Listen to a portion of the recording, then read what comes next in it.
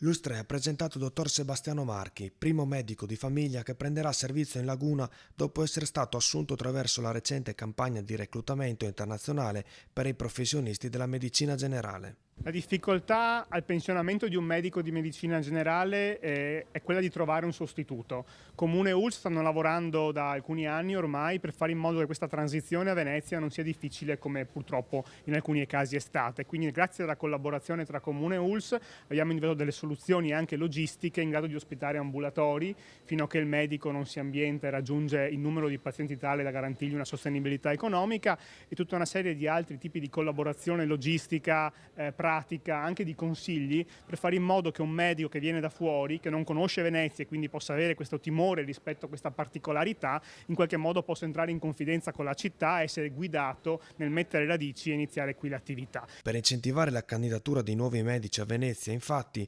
l'Ustrea aveva realizzato una campagna promozionale con lo slogan "Dottore, la città più bella del mondo ti aspetta". Anche in questo caso abbiamo speso bene, penso, i soldi dei cittadini.